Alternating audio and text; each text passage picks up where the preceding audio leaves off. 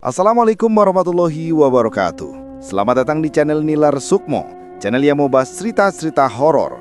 Namun sebelum lanjut ke cerita, yuk isi kehadiran di kolom komentar. Tulis dari mana Anda menyimak cerita ini. Dan yang belum subscribe, jangan lupa untuk tekan tombol subscribe serta nyalakan lonceng notifikasinya agar kalian tidak ketinggalan kisah-kisah horor menarik lainnya.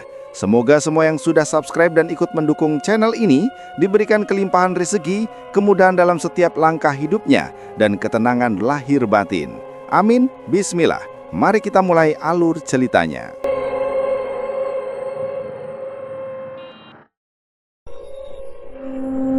Malam itu, angin musim hujan mulai berhembus pelan di pinggir jalan desa yang biasanya lengang. Pohon-pohon tinggi di sekitar hutan belakang bergoyang pelan, seolah menyimpan rahasia yang tak ingin dibagikan. Samsul, seorang pria paruh baya dengan tangan kasar dari bertahun-tahun mengaduk adonan, membuka gerobak takoyakinya seperti rutinitas harian. Dulu, dagangannya hanya dikunjungi segelintir orang, kebanyakan tetangga yang kasihan. Namun, sejak seminggu terakhir, pembeli datang seperti banjir bandang. Antrian panjang mengular di depan gerobak kayu sederhana itu. Cahaya lampu neon kuning menyinari wajah-wajah asing yang haus camilan hangat. Anis, sahabat lama Samsul sejak masa kecil, tiba bersama 3 temannya, Linda, Lita, dan Tiwi. Mereka berempat biasa mampir untuk sekadar mengobrol dan menikmati takoyaki murah. Malam ini, Anis merasa ada yang berbeda. Udara terasa lebih berat, seperti ada sesuatu yang mengawasi dari kegelapan. Lihat itu Anis, gerobak Samsul sekarang ramai sekali. Dulu hanya kita yang datang, sekarang seperti pasar malam, kata Linda sambil menyikut lengan Anis. Ia menggigit sepotong takoyaki panas, uapnya mengepul di udara dingin. Anis mengangguk, matanya tertuju pada Samsul yang sibuk membalik adonan di atas banggangan. Benar Linda, kemarin saja Samsul masih mengelus sulit bayar sewa gerobak. Sekarang, lihat, pembeli datang dari mana-mana. Apa yang terjadi sebenarnya? Lita, yang paling cerewet di antara mereka, mendekati gerobak dengan langkah cepat.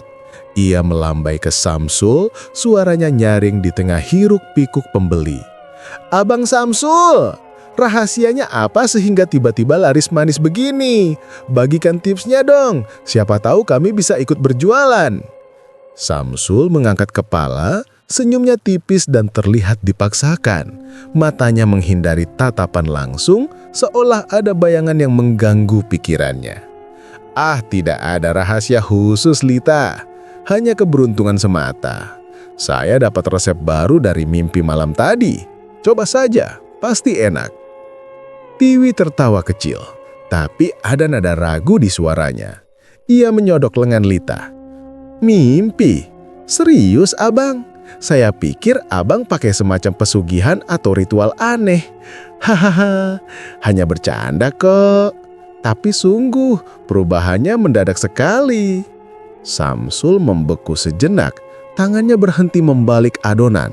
Wajahnya memucat di bawah cahaya lampu, tapi ia cepat-cepat menyodorkan piring berisi takoyaki gratis. "Makan dulu saja, malam ini gratis untuk kalian. Jangan pikir yang aneh-aneh." Mereka berempat mengambil piring itu dan mundur ke pinggir jalan, duduk di bangku kayu improvisasi. Sementara makan, Anis memperhatikan Samsul dengan lebih teliti. Ia sering melirik ke kegelapan hutan di belakang gerobak, seolah mendengar suara yang tak terdengar oleh orang lain. Angin malam berhembus lebih kencang, membawa aroma amis yang aneh dari takoyaki. Bukan amis gurita biasa, tapi sesuatu yang lebih dalam, seperti bau tanah lembab yang baru digali. "Linda, rasanya takoyaki ini berbeda dari biasanya. Aromanya aneh, seperti ada campuran yang tak seharusnya." Linda mengunyah dolan, alisnya berkerut. "Iya, Anis, guritanya terasa lebih segar, tapi ada rasa amis yang menusuk. Mungkin resep baru itu memang dari mimpi buruk. Abang Samsul terlihat lelah sekali malam ini. Tiwi langsung menyela, suaranya setengah bergurau. Mungkin benar pesugihan itu. Ingat cerita nenek dulu, orang yang tiba-tiba kaya tapi harus bayar dengan sesuatu. Jangan-jangan Abang Samsul deal dengan makhluk hutan. Tiwi menggeleng tapi matanya melirik ke hutan gelap. Jangan bicara sembarangan, Lita. Tapi, lihat, anginnya aneh. Seperti ada bisikan samar. Dengar tidak? Seperti suara orang menggumam. Mereka semua diam sejenak, mendengarkan. Angin menyusup di antara daun-daun, membawa suara samar yang mirip bisikan. Bukan angin biasa, tapi seperti hembusan nafas dari sesuatu yang hidup. Anis merinding, bulu kuduknya berdiri. Mungkin hanya imajinasi kita, tapi Samsul memang berubah. Mari kita tanya lebih lanjut. Mereka bangkit dan mendekati gerobak lagi. Pembeli mulai berkurang, malam semakin larut. Samsul membersihkan panggangan. Gerakannya cepat, tapi gelisah. Abang Samsul, boleh kami bertanya? Kata Anis hati-hati. Kenapa abang sering melirik ke hutan? Ada apa di sana? Samsul berhenti. Tangannya gemetar sedikit. Tidak ada apa-apa, Anis. Hanya angin. Kalian pulang saja. Malam ini dingin. Jangan tunggu terlalu lama di sini. Tapi Linda tak mundur. Abang, kami khawatir. Desa ini penuh cerita lama tentang hutan itu. Katanya ada yang tinggal di sana, menawarkan kekayaan tapi minta imbalan. Apa abang yakin ini hanya keberuntungan? Samsul memandang mereka satu persatu. Ekspresinya campur antara takut dan marah. Cukup, Linda. Jangan campur urusan orang lain. Kalian sahabat, tapi ada hal yang tak perlu diketahui. Pulanglah sebelum angin membawa sesuatu yang tak diinginkan. Kata-katanya membuat mereka diam. Angin berhembus lagi. Kali ini lebih kuat, membawa daun-daun kering berputar di sekitar gerobak. Di antara hembusan itu, Anis yakin mendengar bisikan samar. Nama Samsul diulang-ulang seperti panggilan dari jauh. Mereka saling pandang, hati mulai dipenuhi ketakutan. Aku rasa kita harus pulang sekarang, kata Anis pelan, suaranya bergemetar. Terima kasih untuk takoyakinya, abang. Samsul mengangguk, tapi matanya tak lepas dari hutan. Hati-hati di jalan. Jangan berhenti di tempat gelap. Mereka berjalan pulang, langkah cepat di jalan setapak yang diterangi bulan sabit. Di belakang, gerobak Samsul masih menyala, tapi kegelapan hutan seolah menelan cahaya itu perlahan. Linda, apa yang abang Samsul sembunyikan? Tanya Lita saat mereka jauh dari gerobak. Linda menggeleng. Entahlah, tapi bisikan tadi aku juga mendengarnya. Seperti suara perempuan memanggil. Tiwi memegang lengan Anis. Mungkin cerita pesugihan itu bukan bercandaan. Besok kita tanya lagi. Tapi malam ini jangan pisah-pisah. Anis setuju. Tapi di hatinya, ketegangan mulai tumbuh. Aroma amis takoyaki masih menempel di lidahnya. Dan bisikan itu seolah mengikuti mereka pulang. Malam itu, desa terasa lebih sunyi. Tapi hutan di belakang gerobak seolah hidup, menunggu saat yang tepat untuk mengungkap rahasianya. Di rumah, Anis tak bisa tidur. Ia memandang jendela, mendengar angin lagi. Bisikan samar datang. Samsul, datanglah. Ia tutup telinga berharap itu hanya angin. Tapi dalam hati, ia tahu ada sesuatu yang mistis mulai merayap ke dalam kehidupan mereka. Pagi harinya, berita desa bergaung. Seorang pembeli malam tadi hilang di jalan pulang. Tak ada jejak, hanya aroma amis yang tertinggal di udara. Anis dan teman-temannya saling telepon. Suara mereka penuh ketakutan. Anis, apa hubungannya dengan Samsul? Tanya Linda di telepon. Aku tak tahu, tapi kita harus cari tahu. Jangan biarkan ini berlanjut. Mereka sepakat bertemu lagi malam itu, tapi ketegangan sudah menyelimuti. Unsur mistis mulai terasa, seperti kabut tipis yang menutupi kebenaran. gerobak takoyaki Samsul yang dulu sederhana kini menjadi pusat misteri yang mengancam. Keesokan paginya, sinar matahari menyusup melalui tirai tipis di rumah Anis. Tapi suasana di ruang tamu terasa suram. Keempat sahabat itu berkumpul di sekitar meja kayu tua, secangkir teh hangat di tangan masing-masing yang tak disentuh. Linda Batang terakhir membawa koran mokal yang sudah kusut. Headline-nya berteriak tentang misteri yang semakin meresahkan desa. "Lihat ini teman-teman," kata Linda dengan suara gemetar, meletakkan koran di meja. "Orang hilang lagi. Seorang pemuda desa hilang semalam setelah pulang dari pasar. Ini sudah yang ketiga dalam seminggu. Polisi bilang tak ada jejak, hanya kabut pagi yang menutupi segalanya." Anis memandang koran itu, jantungnya berdegup lebih cepat.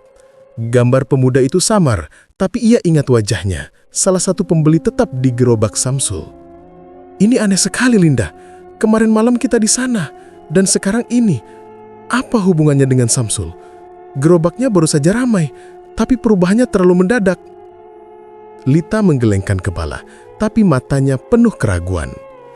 "Mungkin kebetulan saja, tapi aku tak bisa tidur semalam. Aroma takoyaki itu masih menempel di pikiranku, seperti ada sesuatu yang salah. Dan bisikan angin itu, apa kalian juga mendengarnya?" Tiwi menyipitkan mata, tubuhnya condong ke depan. "Bukan hanya angin, Lita. Semalam saat kita pulang, aku lihat Samsul berdiri di belakang gerobak, bicara sendiri, seperti sedang berbisik dengan sesuatu yang tak terlihat. Wajahnya pucat dan hutan di belakangnya seolah bergerak. Aku yakin ada yang aneh di sana." Anis menghela napas panjang mencoba menenangkan diri. "Kita tak bisa diam saja. Samsul sahabat kita sejak kecil. Kalau dia dalam masalah, kita harus bantu. Mari kita ke sana malam ini. Tanya langsung apa yang sebenarnya terjadi." Linda mengangguk pelan, tapi suaranya ragu. "Tapi kalau benar ada hubungannya dengan pesugihan seperti yang Tibi bilang, cerita lama desa bilang hutan itu tempat makhluk-makhluk tua menawarkan kesepakatan, kekayaan instan tapi bayarannya mahal." Lita tertawa kecil tapi tawanya terdengar dipaksakan. "Jangan dramatisir, Linda. Itu hanya legenda. Tapi, kalau kita pergi malam ini, kita harus bersama-sama. Jangan pisah. Aku merasa seperti ada mata yang mengawasi kita sejak kemarin." Tiwi memegang tangan Lita. "Aku setuju. Dan kalau Samsul tak mau cerita, kita paksa. Kita punya hak tahu sebagai teman." Sepanjang hari, ketegangan menyelimuti mereka. Anis tak bisa fokus bekerja, pikirannya melayang ke hutan gelap dan bisikan samar semalam. Linda bolak-balik membaca koran, mencari petunjuk. Lita dan Tiwi saling telepon berbagi mimpi buruk yang sama, bayangan hitam yang memanggil nama mereka dari kegelapan. Malam tiba lebih cepat dari biasanya, langit mendung tanpa bintang. Mereka berempat berjalan ke pinggir jalan desa. Angin malam menyusup ke pakaian mereka, membawa dingin yang menusuk tulang. Gerobak Samsul masih ramai, tapi pembeli malam ini terlihat gelisah, seperti buru-buru pulang setelah membeli. Samsul terlihat lebih lelah dari semalam, lingkar hitam di bawah matanya seperti bekas malam tanpa tidur. Ia mengangkat kepala saat melihat mereka, ekspresinya campur antara senang dan khawatir. "Lagi-lagi kalian datang? Pembeli lain sedang antre, apa ada yang bisa saya bantu?" Anis mendekat pertama, suaranya tegas tapi penuh perhatian. "Abang Samsul, kami khawatir. Abang berubah sejak gerobak ini ramai. Lingkaran hitam di mata abang dan pandangan ke hutan itu. Ceritakan dong, apa yang sebenarnya terjadi?" Samsul ragu, tangannya berhenti membalik adonan. Ia melirik ke sekitar memastikan tak ada yang mendengar, lalu berbisik pelan. "Jangan campur aduk urusan ini, Anis. Ini pribadi. Pulanglah sebelum malam semakin gelap. Tak baik berada di sini terlalu lama." Tapi Lita tak mundur. Ia berdiri di depan gerobak dengan tangan disilangkan. "Kami teman abang sejak kecil. Kalau ada masalah, bilang saja. Apa abang tak percaya kami lagi? Atau ada rahasia yang tak boleh kami tahu?" Samsul menggelengkan kepala keras, suaranya naik sedikit. "Kalian tak mengerti apa yang saya lakukan demi kekayaan ini. Ini bukan urusan kalian. Pergi sekarang, sebelum semuanya terlambat." Linda menyela, suaranya gemetar. "Abang, koran hari ini bilang ada orang hilang lagi. Pemuda yang sering beli di sini. Apa abang tahu sesuatu? Atau ini ada hubungannya dengan mimpi resep itu?" Samsul memucat, matanya melebar. "Jangan bicara sembarangan, Linda. Itu kebetulan. Saya tak tahu apa-apa. Sekarang, ambil takoyaki kalau mau, lalu pulang." Tiwi tak tahan lagi. Ia mendekat dan memegang lengan Samsul. "Abang bohong. Semalam saya lihat abang bicara sendiri di belakang gerobak, seperti berbisik dengan hantu. Apa yang abang sembunyikan? Pesugihan? Makhluk hutan? Ceritakan abang. Kami takkan tinggalkan abang sendirian." Samsul melepaskan tangan Tiwi dengan kasar. Suaranya bergetar karena marah dan takut. "Cukup. Kalian tak tahu apa yang kalian hadapi. Hutan ini ada sesuatu di sana. Bisikan itu datang setiap malam, menjanjikan lebih banyak pembeli, tapi minta imbalan. Jangan paksa saya cerita lebih. Pulanglah demi keselamatan kalian." Kata-katanya membuat mereka mundur selangkah. Angin berhembus kencang tiba-tiba, membawa daun-daun kering berputar di sekitar gerobak. Di antara hembusan itu, bisikan samar terdengar lagi, lebih jelas kali ini. Suara seperti desahan angin, tapi membentuk kata-kata yang tak jelas, memanggil nama Samsul berulang kali. "Anis, dengar itu!" bisik Tiwi. Tubuhnya merinding. "Bisikan lagi, seperti dari hutan." Anis mengangguk, jantungnya berdegup kencang. "Abang Samsul, apa itu? Suara apa yang memanggil abang?" Samsul tak menjawab, hanya memandang hutan dengan tatapan kosong. "Pergi sekarang, jangan kembali malam ini." Mereka akhirnya mundur, hati gelisah dan penuh pertanyaan. Di jalan pulang, langkah mereka cepat. Tapi Tiwi berhenti tiba-tiba. Telinganya menangkap suara aneh dari hutan, seperti jeritan tertahan yang bergema pelan, bercampur dengan bisikan angin. "Tunggu teman-teman," kata Tiwi dengan suara bergetar. "Dengar itu, seperti seseorang minta tolong dari dalam hutan." Lita memegang lengan Tiwi. "Mungkin binatang atau imajinasi kita, tapi rasanya seperti suara manusia. Apa kita periksa?" Linda menggeleng keras. "Tidak, malam sudah gelap. Kalau benar ada makhluk seperti yang Samsul bilang, kita bisa jadi korban berikutnya." Anis setuju, tapi ketakutan makin dalam. "Pulang dulu, besok kita cari tahu lebih. Tapi malam ini, kunci pintu rapat-rapat." Mereka melanjutkan jalan. Tapi bisikan itu seolah mengikuti, semakin samar tapi tak hilang. Di rumah masing-masing, tidur tak datang mudah. Anis terjaga, mendengar angin di luar jendela, bisikannya seperti panggilan. Nama teman-temannya diulang dengan nada haus yang mistis. Pagi berikutnya, berita baru bergaung. Satu pembeli lagi hilang setelah mampir ke gerobak Samsul. Ketegangan semakin dramatis, misteri semakin dalam. Apa yang Samsul sembunyikan? Dan bisikan hutan itu, apakah hanya angin atau panggilan dari sesuatu yang lebih gelap? Di siang hari, mereka berkumpul lagi. "Kita tak bisa biarkan ini," kata Anis tegas. "Malam ini kita kembali, tapi dengan rencana." Linda ragu. "Tapi kalau bisikan itu nyata, apa kita siap hadapi?" Lita mengangguk. "Kita harus, untuk Samsul dan untuk desa ini." Tiwi menambahkan, "Dan untuk diri kita sendiri, aku merasa bayangan itu mulai mengikuti kita." Ketegangan membangun, drama semakin pekat dengan unsur mistis yang merayap pelan seperti kabut malam. Mereka tak tahu malam berikutnya akan membawa pengungkapan yang lebih mengerikan. 2 hari berlalu seperti mimpi buruk yang tak pernah selesai. Linda hilang. Teleponnya mati sejak malam ia mengirim pesan terakhir ke grup. "Mau ke gerobak dulu, lapar, takoyaki terakhir."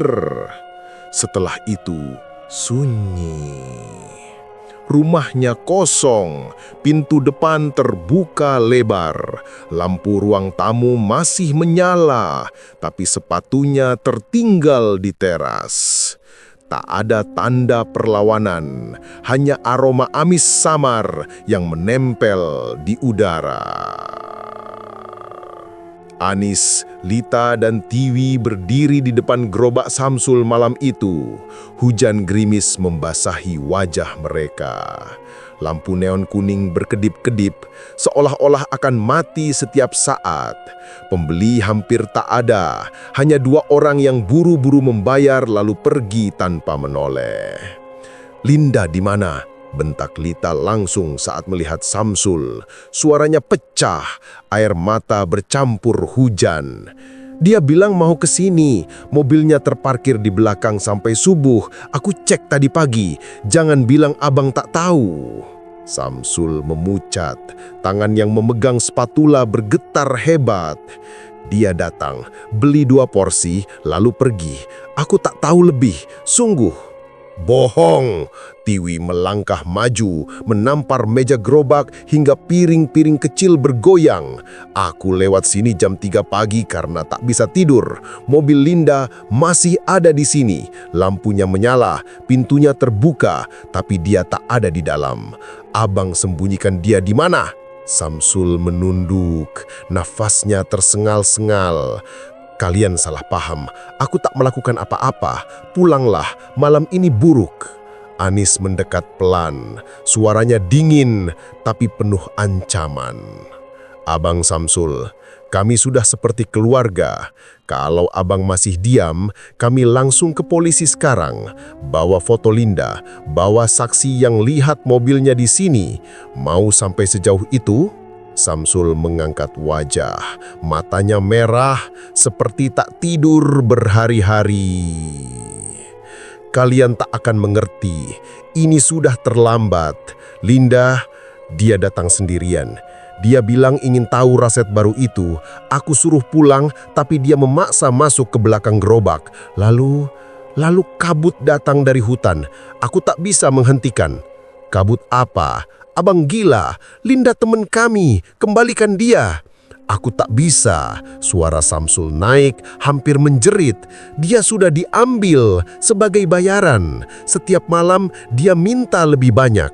Aku takut berhenti. Kalau berhenti, giliran aku yang diambil." Tiwi menarik kerah baju Samsul. "Dia siapa? Makhluk apa yang abang maksud?" Samsul menepis tangan Tiwi, nafasnya terengah-engah. "Jangan paksa aku bilang namanya. Kalau aku ucapkan, dia datang sekarang juga. Pulanglah, lindungi diri kalian." Tiba-tiba, lampu neon mati total. Kegelapan menelan gerobak. Hanya kilat sesekali yang menyinari wajah mereka. Dari hutan belakang, terdengar suara ranting patah. Langkah berat yang mendekat perlahan. Anis menoleh, jantungnya nyaris berhenti. Itu suara apa?" Samsul berbisik, suaranya hampir hilang. "Dia sudah tahu kalian di sini. Cepat pergi." Lita menangis semakin keras. "Abang monster! Linda mati karena abang!" "Aku tak ingin ini," Samsul menjerit, suaranya pecah. "Aku hanya ingin kaya. Aku hanya ingin gerobak ini ramai. Awalnya hanya 1 orang, orang yang tak ada yang mencari. Lalu dia minta lagi, sampai aku tak bisa menolak." Tiwi mundur selangkah, wajahnya pucat pasi. "Abang, campur daging manusia ke takoyaki itu. Jawab." Samsul tak menjawab. Ia hanya menatap hutan, tubuhnya gemetar. Dari kegelapan, sesosok bayangan tinggi muncul di antara pepohonan. Tak berbentuk jelas, tapi ada tentakel tipis yang bergerak perlahan seperti mencium udara. Anis menarik Lita dan Tiwi. "Kita pergi sekarang." Mereka berlari meninggalkan gerobak. Hujan semakin deras. Di belakang, teriakan Samsul terdengar sekali, lalu terputus mendadak. Mereka tak berani menoleh. Di rumah Lita, mereka mengunci semua pintu dan jendela. Lampu dinyalakan terang, tapi ketenangan tak pernah datang. Lita duduk di lantai memeluk lutut. "Linda, dia sudah tak ada kan?"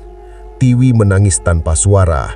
"Kita makan daging teman sendiri, kita makan Linda." Anis berusaha tegar, tapi suaranya gemetar. "Kita harus lapor polisi, sekarang." Tiba-tiba, ketukan pelan terdengar di jendela dapur. 1, 2, 3 kali. Mereka bertiga membeku. Lita berbisik, "Siapa?" Ketukan lagi, lebih keras. Lalu suara pelan, suara Linda, tapi serak seperti dari tenggorokan yang robek. "Linda, buka pintu. Aku kedinginan." Tiwi menjerit kecil, menutup mulut dengan tangan. Itu bukan Linda. Anis mematikan semua lampu, mereka bersembunyi di sudut ruangan. Ketukan berubah jadi cakaran panjang di pintu belakang. Lalu suara itu lagi, lebih dekat ke kaca jendela. "Aku cuma mau takoyaki. Satu lagi, tolong." Takaran sentih, henying. Lalu bau amis menyusup masuk dari celah pintu, begitu kuat hingga mereka mual. Lita menangis terseduh. "Kita mati kan? Kita semua akan mati." Tiwi memegang tangan Anis erat-erat. "Besok pagi kita ke polisi. Malam ini kita tak boleh tidur. Jaga satu sama lain." Anis mengangguk, tapi di luar jendela, bayangan tinggi itu berdiri diam, menatap ke dalam rumah. Dua bola mata merah samar menyala di kegelapan. Ia tak bergerak, hanya menunggu. Di gerobak yang kini sepi, Samsul tak lagi terlihat. Hanya darah segar menetes dari panggangan, membentuk pola aneh yang bercahaya samar di bawah kilat. Di atasnya tertulis dengan jari berdarah, "3 lagi." Malam itu, desa tak lagi terasa aman. Bayangan mengintai dari setiap sudut gelap, dan nama Linda masih bergema pelan di angin, memanggil sahabat-sahabatnya satu persatu.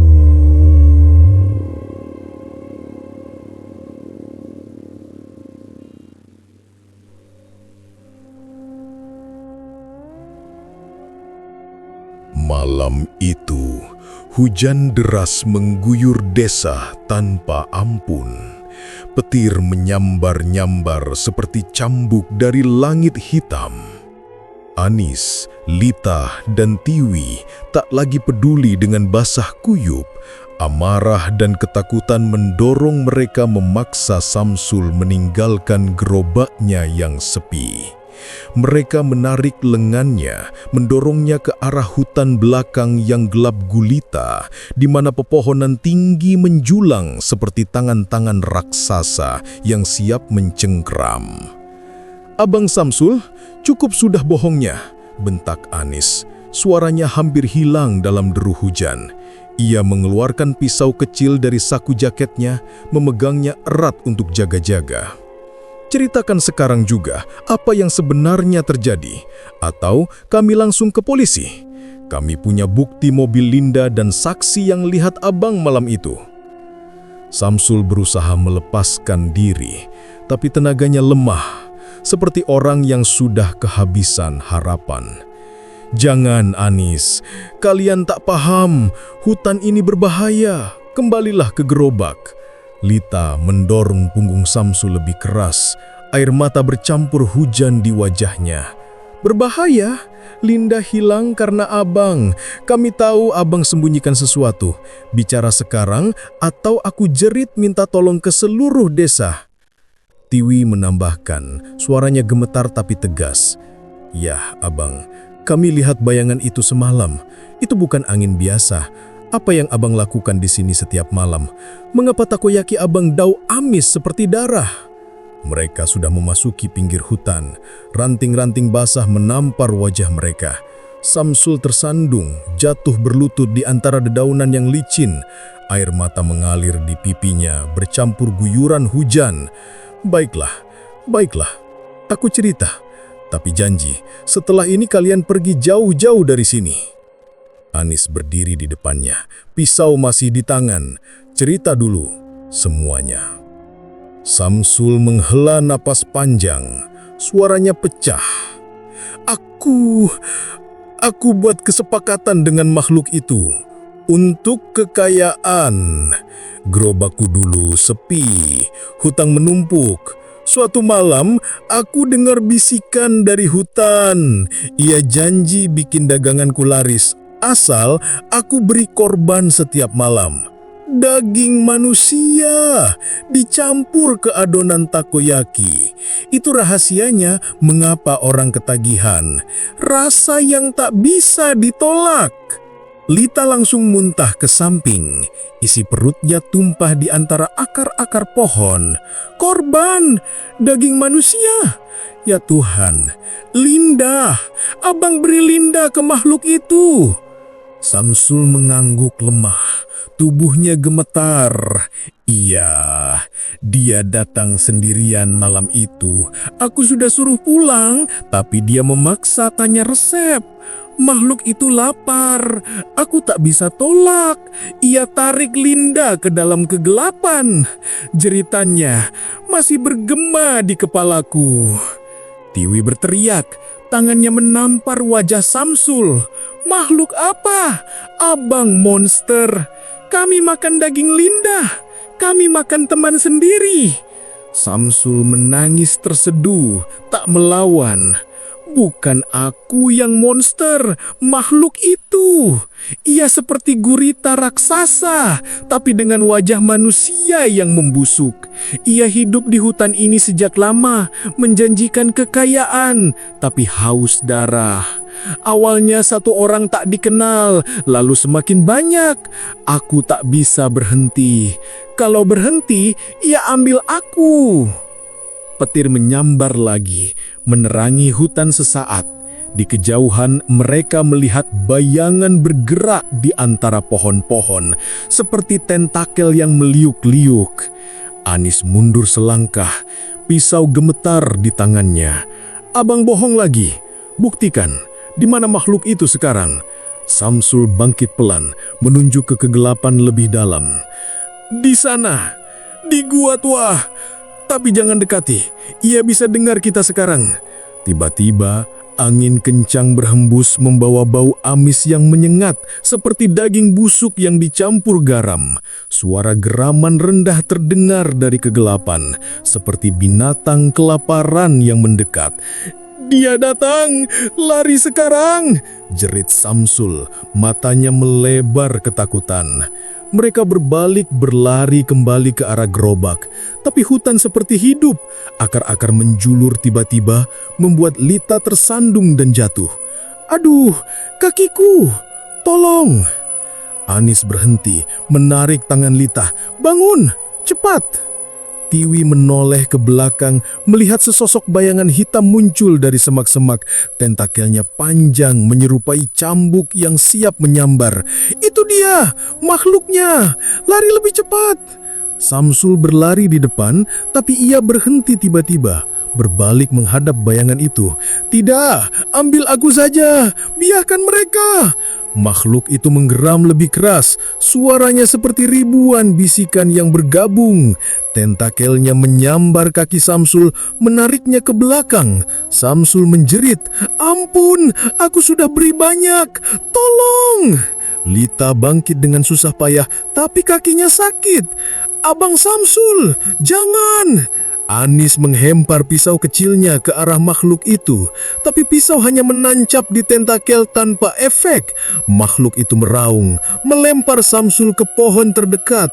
Tubuh Samsul membentur batang dengan suara ratak yang mengerikan. Darah mengalir dari mulutnya. Tiwi menarik Lita. "Tinggalkan dia, kita harus selamat." Mereka berlari lagi, tapi makhluk itu mengejar. Tentakelnya menyapu dedaunan di sekitar. Satu tentakel menyentuh bahu Tiwi, meninggalkan luka bakar yang panas. Tiwi menjerit, "Sakit! Ia sentuh aku! Seperti api!" Lita menangis sambil berlari. "Apa ini? Mengapa ini terjadi pada kita? Linda! Sekarang Abang Samsul!" Anis memimpin jalan, nafasnya tersengal. "Jangan bicara, konsentrasi lari. Gerobak sudah dekat." Tapi tiba-tiba tanah di depan mereka seperti bergerak. Akar-akar muncul dari bawah, membentuk jaring yang menghalangi jalan. Lita tersandung lagi. Kali ini jatuh lebih keras. "Aduh, kakiku patah!" Makhluk itu mendekat. Wajah busuknya terlihat samar di bawah kilat. Mata merah menyala, mulut penuh di gigi tajam yang berlendir. Ia berbisik dengan suara yang mirip ribuan suara manusia. "Korban, lebih banyak, daging segar." Tiwi berusaha angkat Lita. "Bantu aku Anis, kita tarik dia." Anis membantu tapi makhluk semakin dekat. Samsul yang masih hidup meski terluka parah merangkak mendekat. "Lari, aku tahan dia." Ia melempar batu ke makhluk itu mengalihkan perhatian. Makhluk itu berbalik, tentakelnya mencabik tubuh Samsul lagi. Jeritan Samsul memecah malam, darah memercik ke segala arah. "Ampuni, aku salah." Lita menjerit melihat itu. "Abang, tidak!" Mereka bertiga akhirnya lolos dari akar, berlari keluar hutan. Tapi makhluk itu tak menyerah. Suara geramannya mengikuti dan bau amis semakin kuat. Di pinggir hutan, Lita jatuh lagi, tak bisa berdiri. "Pergi saja kalian, selamatkan diri." Tiwi menangis. "Tidak, kami tak tinggalkan kamu." Anis melihat makhluk mendekat. "Lita, pegang tanganku, kita harus lari." Tapi terlambat, tentakel hitam menyambar kaki Lita, menariknya kembali ke gelegalapan. Jeritan Lita bergema panjang. "Tolong, sakit! Anis, Tiwi!" Anis dan Tiwi berusaha tarik, tapi kekuatan makhluk terlalu besar. Lita hilang ke semak, jeritannya berubah jadi desahan lemah, lalu sunyi total. Hanya suara hujan dan petir yang tersisa. Anis dan Tiwi jatuh ke belakang, napas tersengal-sengal, dalam kuluasan hutan yang basah oleh hujan deras. Petir sesekali menyambar, menerangi wajah pucat mereka. Samsul mendekat pelan, mata merahnya menyala seperti bara api yang hampir padam. Tubuhnya penuh luka dari serangan sebelumnya. "Ini akhirnya," gumam Samsul, suaranya serak dan penuh keputusasaan. "Makhluk itu janji kekayaan abadi, tapi ia ambil semua yang dekat denganku. Keluarga, teman, sekarang kalian."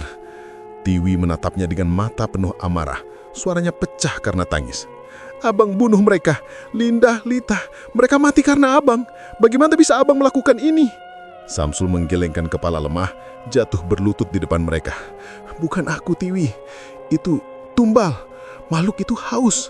Setiap korban bikin gerobakku rame, uang mengalir. Tapi sekarang kalian selanjutnya. Aku tak bisa selamatkan kalian." Anis memegang tangan Tiwi erat, tubuhnya gemetar. "Abang bohong lagi. Kenapa tak cerita dari awal? Kami bisa bantu. Kami sahabat, bukan korban." Samsul tertawa getir, suaranya bergema aneh di hutan. "Bantu, kalian tak tahu kekuatannya. Ia datang dari mimpi, bisik janji. Aku pikir hanya satu kali, tapi ia minta lebih. Linda pertama, lalu Lita, sekarang giliran kalian. Lari sekarang, mungkin masih sempat." Tiba-tiba, angin kencang berhembus, membawa bau amis yang menyengat seperti daging membusuk. Daun-daun bergoyang liar, dan dari kegelapan muncul bayangan itu. Makhluk berbentuk aneh, seperti gurita raksasa dengan tentakel berlendir, wajahnya mirip manusia yang membusuk, mata merah menyala haus darah. "Ya Tuhan, itu dia!" jerit Tiwi mundur selangkah. Samsul bangkit menghadang makhluk itu. "Ambil aku, biarkan mereka, aku yang deal denganmu." Makhluk itu menggeram, suaranya seperti ribuan jeritan yang bergabung. Tentakelnya menyambar cepat, mencengkram lengan Samsul. "Korban lebih, daging segar," bisiknya dengan suara serak yang bergema di kepala mereka. Samsul menjerit kesakitan, darah memercik dari luka yang robek. "Ampun, aku sudah beri banyak, tolong!" Anis tarik Tiwi. "Lari Tiwi, tinggalkan dia." Mereka berlari, tapi hutan seperti jebakan hidup. Akar-akar menjulur tiba-tiba, membuat Tiwi tersandung. "Aduh, kakiku! Anis, tolong!" Anis berhenti, menarik tangan Tiwi. "Bangun, makhluk itu mendekat." Di belakang, makhluk menyergap Samsul lagi. Tentakelnya mencabik dada Samsul hidup-hidup. Daging terlepas dengan suara robek yang mengerikan. Samsul menjerit panjang. "Maafkan aku salah, jangan ambil mereka." Darah memercik kemana-mana, membasahi dedaunan. Makhluk itu mengunyah potongan tubuh Samsul. Suara kunyahan bergema seperti tulang retak. Tiwi menangis, berusaha bangun. "Abang, dia mati. Kita harus lari." Mereka berlari lagi, tapi makhluk mengejar. Tentakelnya menyaput pohon-pohon di sekitar. Satu tentakel menyentuh punggung Anis, meninggalkan luka bakar yang panas seperti api neraka. Anis menjerit, "Sakit! Ia sentuh aku, seperti racun!" Tiwi menarik Anis. "Tahan, gerobak sudah dekat, kita bisa selamat." Tapi tiba-tiba, kabut tebal muncul dari mana-mana, menyembunyikan jalan. Di dalam kabut, mereka mendengar suara Linda dan Lita. "Anis, Tiwi, tolong kami, sakit sekali." "Linda," jerit Anis, berhenti sejenak. "Itu suara mereka." Tiwi menariknya. "Bukan, Itu jebakan. Makhluk itu tiru suara. Lari terus. Makhluk muncul dari kabut. Tentakelnya menyambar kaki Tiwi. Tiwi jatuh. Kakinya patah dengan suara retak yang mengerikan. Kakiku. Anis, lari saja. Selamatkan diri. Anis berbalik, mencoba tarik Tiwi. Tidak, aku tak tinggalkan kamu. Pegang tanganku. Makhluk mendekat, wajah busuknya tersenyum mengerikan. Korban manis, daging empuk. Tiwi menangis, mendorong Anis. Pergi, ini karena kami ikut campur. Kalau tak tanya Samsul, ini tak terjadi. Anis menangis juga. Maaf Tiwi, aku yang paksa kita cari tahu. Aku salah. Tentakel makhluk menyergap Tiwi, mencabik perutnya. Darah muncrat, usus terburai keluar. Tiwi menjerit panjang. Sakit, tolong, Anis, maafkan kami. Anis mundur, tubuh gemetar. Ia lari sendirian, meninggalkan jeritan Tiwi yang memudar. Hutan seolah mengejarnya, cabang-cabang menampar wajahnya, meninggalkan goresan berdarah. Di belakang suara makhluk mengunyah bergema, diikuti bisikan. Kamu berikutnya, daging segar. Anis sampai di gerobak Samsul yang gelap. Napasnya tersengal, ia bersandar di dinding kayu. Di atas panggangan, ia menemukan takoyaki terakhir. Uap masih mengepul, tapi saat ia tentuh, ada potongan jari manusia di dalamnya, jari Linda dengan cincin yang dikenalnya. Ya Tuhan, ini daging mereka, gumam Anis, muntah hebat. Makhluk itu muncul lagi di pinggir hutan, tentakelnya meliuk-liuk. Datanglah, selesaikan kesepakatan. Anis berlari ke desa, jeritannya memecah malam. Tolong, makhluk, ia ambil semua. Warga desa bangun, tapi saat polisi datang, hutan sunyi. Gerobak hangus terbakar pagi harinya. Api muncul dari mana-mana. Tubuh Samsul, Lita, Linda, dan Tiwi hilang tanpa jejak, hanya abu dan aroma amis yang tertinggal. Anis ditemukan meringkuk di rumahnya, gila, bergumam tanpa henti. Aku salah, aku seharusnya tak campur. Maafkan aku, teman-teman. Pesugihan itu, haus darah. Aku penyesalan terbesar. Dokter bilang ia trauma parah, tapi di malam-malam berikutnya, Anis masih mendengar bisikan. Nama-namanya dipanggil. Tak ada yang percaya ceritanya. Tapi takoyaki Samsul tak pernah lagi terlihat. Hanya aroma amis yang sesekali tercium di angin malam, mengingatkan desa pada tragedi yang tak terlupakan. Anis hidup dalam penyesalan abadi, menyesali setiap kata yang mendorong mereka menyelidiki.